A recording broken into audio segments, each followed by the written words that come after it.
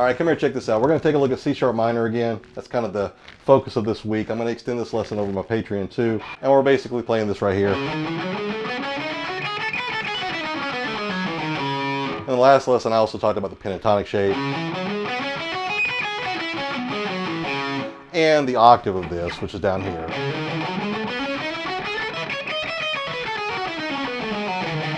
And also the pentatonic of that one. So we're going to go ahead and take a look at those, but with some additional licks. So I'm going to go ahead and show you some of those licks, give you an idea of what we're going to be doing today. Then I'll come back and show you what we're doing. A little bit more practice focused today. The last lesson was more like, let's look at some shreddy licks we can do with this stuff. A little bit more practice focused today because I want to make sure that you understand the scales really well. And then when we get over to the Patreon, I'll go ahead and go back into some more licks and things like that that you could do with these kinds of scales.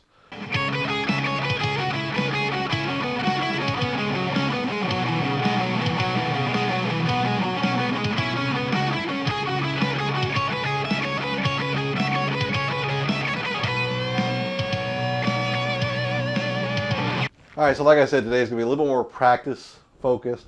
I want to take a look at that little lick right there, which is found within this scale. And we can play it both at the shape that's across the 4th fret down here and also across the 9th fret up here. But for today, we're just going to look at it at the 9th fret shape, since that's the shape that goes all the way across, because we start on the 6th string, go all the way to the 1st string. And I am going to be focused mostly on the pentatonic today. So again, this shape played across the 6th string, the whole shape is going to be your 1-3-4-1-3-4 pattern, then your 1-3 pattern, then your 1-2-4-1-2-4, and then back to your 1-3-4. Because what you're playing on the 1st string is the octave of what you play on the 6th string. So it's going to be played at 9-11-12, 9-11-12, 9-11, 8-9-11, 9-10-12, 9-11-12. Now, I've shown that box a bunch of times. It's your basic Aeolian box. Last couple lessons, I think last week, we did this in A minor. Now we're playing in C sharp minor. So it's a different place in the fretboard, but it's the same shape. So I don't even really want to think about it as a different scale. Like, I don't want to think about this is the A minor scale and this is the C sharp minor scale. The patterns are the same. And that's one of the things that I'm pretty adamant about, and where I kind of diverge from your traditional theorists. It's the same shape. It's different notes, but I'm not even looking at the notes. I'm looking at how does it sound over what I'm playing over? Does it fit? And if it does, then I can train my fingers to learn these patterns, and these patterns are going to allow me to play exactly what I want to play every single time. It's a little cheat code to help you see the fretboard in a very intuitive way, so that you can just go ahead and play intuitively or play tacitly and not have to think about it too much. And of course, those anchor shapes, I talk about those a lot to help you move around the fretboard as well. And that's over at my free course at justpickuptheguitarandgo.com. So on this one right here, we can find the pentatonic, and I'm going to show you a really cool trick to find the pentatonic as well. So when we're playing with these anchor shapes, you see that 1-3-4, 1-3-4, 1-3, 1-2-4, 1-2-4, 1-3-4 pattern, right? So I want you to look at that 1-2-4, 1-2-4 pattern, because this is a little cheat code for the pentatonic that a lot of people may not realize.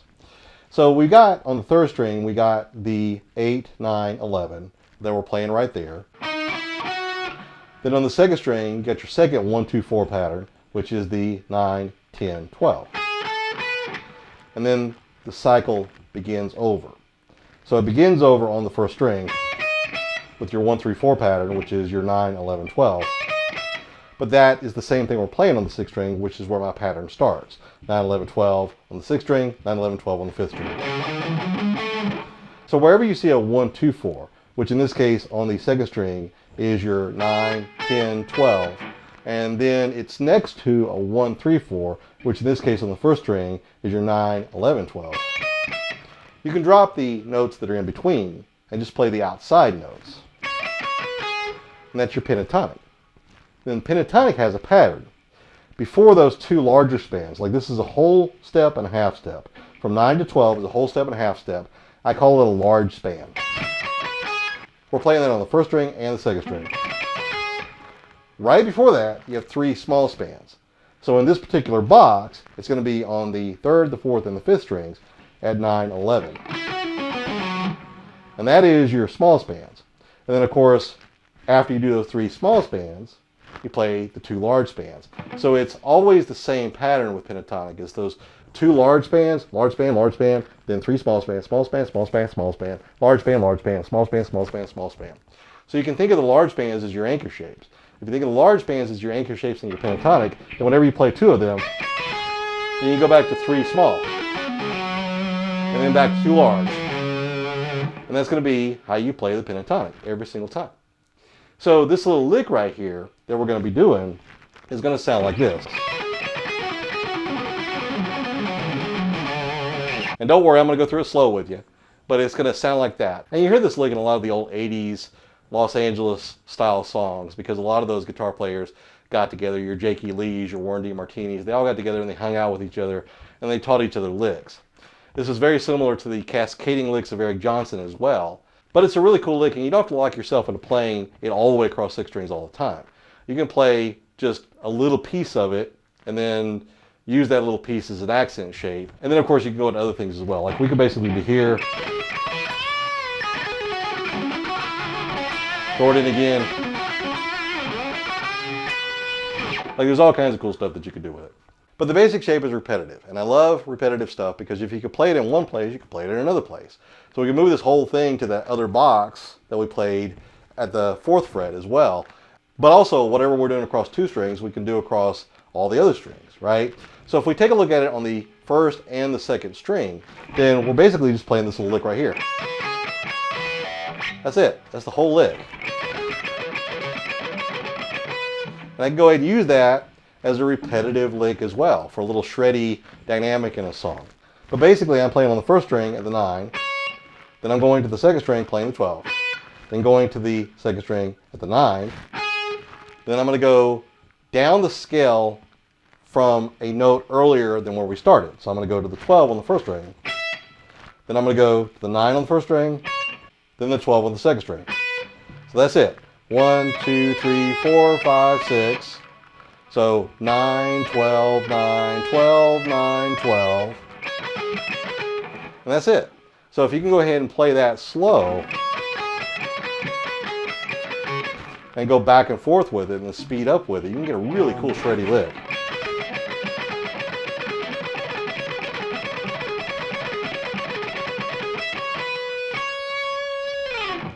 And then of course resolve it back to the tonic note there, which would be the 9th fret of the 1st string. Now that same lick can repeat across all 6 strings. So we do it across the 2nd and the 3rd. The pattern changes a little bit because it's not those large spans anymore. You get to the 3rd string, it's a small span. 4th string, small span. 5th string, small span. So it changes just a little bit, but it's going to sound the same. When I play on the 2nd string, I play the 9th fret. Then when I go to the 3rd string, I play the 11th fret. Then 9. Then go back to the 2nd string, play the 12. Then 9, and then go back to the 3rd string and play the 11th. So, and you can combine those 2 together. So when you get to your 3rd string, it's going to be 9, 11, 9 on the 4th string.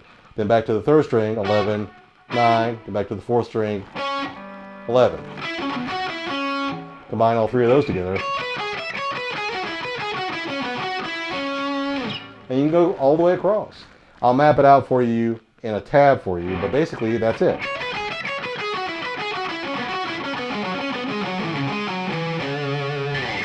We're going to go ahead and put the backing track on, and I'm going to go ahead and go backwards 4 times. See if you can follow along with me. Then I want you to figure out on your own how to go the other way, because the other way is the same shape. It's just a matter of going forward instead of backward.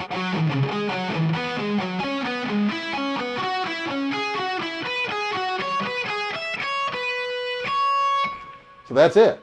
I'm not even going to tab that out for you. If you're serious about learning this, this should be something you could be able to do on your own. So we're going to go backwards 4 times.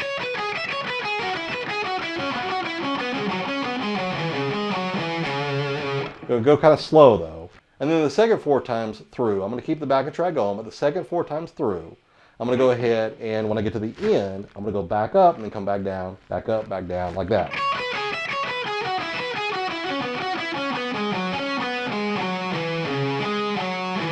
Right here, we're going to grab the fifth.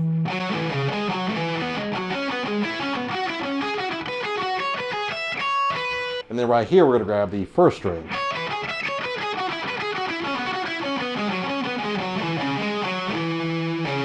Instead of grabbing that sixth string at the ninth fret, we're going to go ahead and grab the fifth string at the ninth fret. Like that. And just go back up. So let's try it 4 times through, easy, and then 4 times through, kind of hard. Nice and slow.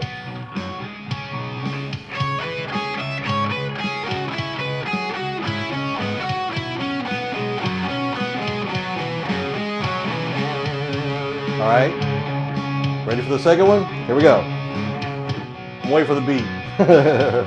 Here we go.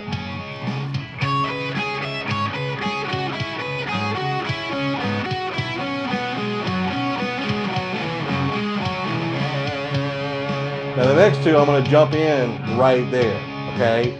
So let's see if we can do this, okay? Here we go.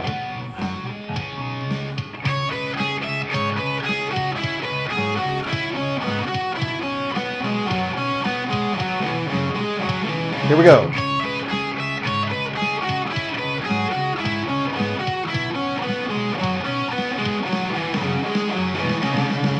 All right, now we're going to go back and go back up.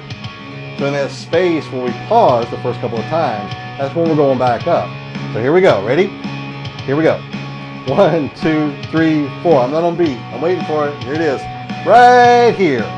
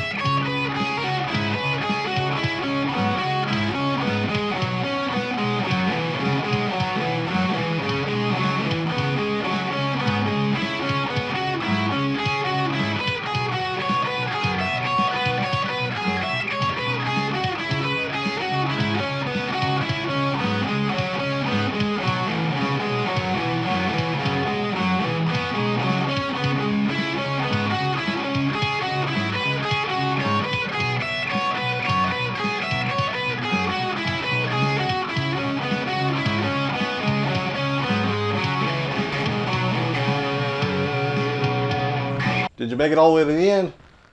Or did you flub at the end like I did? So that's basically what you want to be able to do. And then of course you want to be able to speed this up and then of course break it into little chunks so you can accent your leads with it. So you don't just want to play all the time or even going backwards. You don't want to do that all the time. You want to go ahead and take little pieces of it. Like remember, it's a 6-note pattern that repeats. So just take little pieces of it and use it in your leads. Something like this.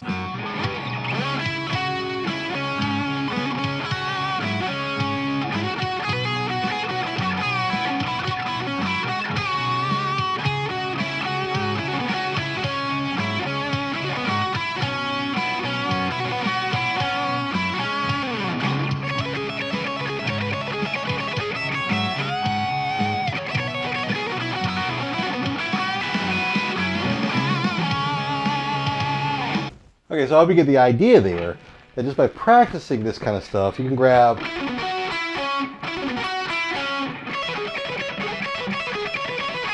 just all kinds of really cool stuff that you can go ahead and throw into your musical expression, your vocabulary, if you will, and then use that to expand the shape. Now, there's a lot of other cool stuff in there with that lick, and that's what I'm about to do right now. I'm going to go ahead and film a Patreon where I'm going to show you even more stuff that you can do with that lick and also some other stuff that you can do with this C sharp minor box, both at the 4th fret there and at the 9th fret there. Maybe some surrounding shapes and things like that. Help you understand the anchor shapes a little bit better because I want to make sure that you understand that there's so much more we can do with this, right? I often say this thing is a beast. There's just so much going on with the guitar. A lot of people think about it as being limited. Like this one's 22 frets and 6 strings. You might be thinking, well, there's not that much going on there. I'd rather play an 8-string guitar where I could do more with it. But believe me, this is enough. You can do a lot with this thing. And if you want to explore more of that, then check out my free course, justpickuptheguitarandgo.com. And I'll put the link to that and also the Patreon that I'm working on right now in the description so that you can go and check both of those out. In the comments, since this is based on LA style music, the rock that came out of the Los Angeles era in the 1980s, and some of it's kind of hovering around, maybe some Paul Gilbert licks, maybe some Eric Johnson licks. Who's your favorite shreddy pentatonic player who would play stuff like this? Like this kind of stuff, like, you know, when you think about these kind of licks, who do you think about? Put that in the comments for me. Check out my free course, and I'll see you in the next one.